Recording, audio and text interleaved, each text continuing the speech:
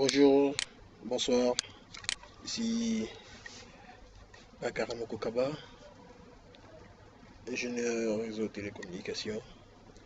Mais aujourd'hui, j'ai jugé nécessaire de vous faire ce petit tuto qui vous permet de prendre le contrôle à distance de votre ordinateur partout où vous êtes.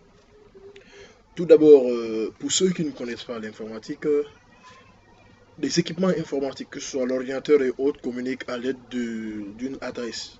Au fait, à l'aide d'une adresse IP, c'est-à-dire qu'une personne, par exemple, une personne X lambda, prend son téléphone pour appeler une personne Y, il compose son numéro. C'est la même chose, c'est de la même manière que les équipements informatiques fonctionnent. Maintenant, ici, les équipements informatiques fonctionnent à l'aide des adresses IP qui représentent les numéros de téléphone que quand deux utilisateurs s'appellent. Maintenant, ici, nous avons une adresse IP. Une adresse IP. Maintenant, cette adresse IP, maintenant, nous avons ici des adresses. Il y a deux sortes d'adresses IP. Il y a les adresses IP publiques et privées. Les adresses privées sont les adresses qui sont utilisées dans des petits périmètres. Et les adresses publiques sont des adresses qui sont utilisées dans de grandes surfaces, c'est-à-dire à longue distance.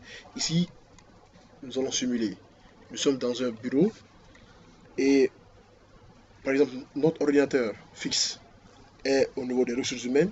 Nous sommes au niveau de la direction informatique et nous voulons régler un problème, mais à distance. Comment on va le faire?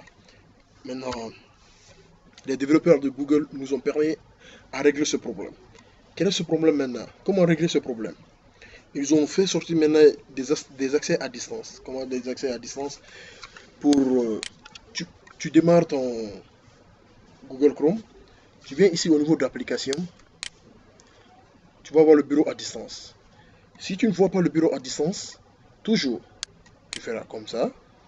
Quand tu fais ça, tu viens au niveau d'application. Quand tu viens au niveau de Web Store.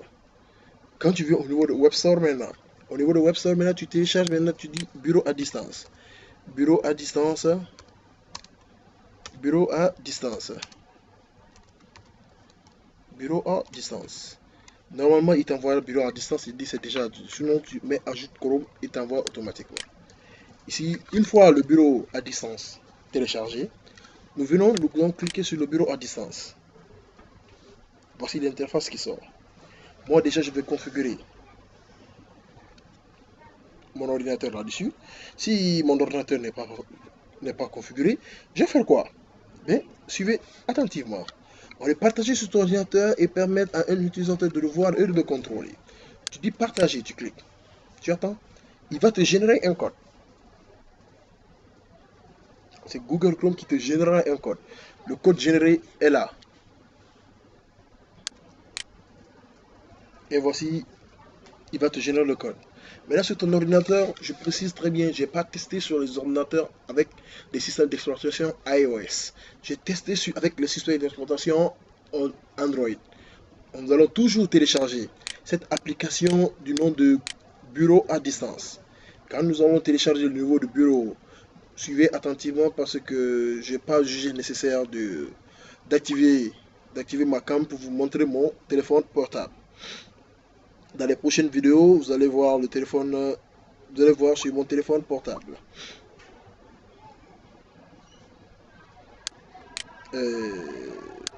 Une fois vous rentrez dans le bureau à distance, ils vont vous dire d'ajouter un PC. Quand vous ajoutez ce PC maintenant, le numéro, on va vous dire de saisir. Une fois vous démarrez le bureau à distance, s'ils sont dans le même réseau, vous allez voir votre ordinateur qui va s'afficher, le nom de votre ordinateur. Que le nom de votre ordinateur de veuillez saisir le code d'activation à distance. Ce code qui a été généré, vous le saisissez, vous allez mettre connexion et voici, vous allez vous connecter. Merci beaucoup et à très bientôt.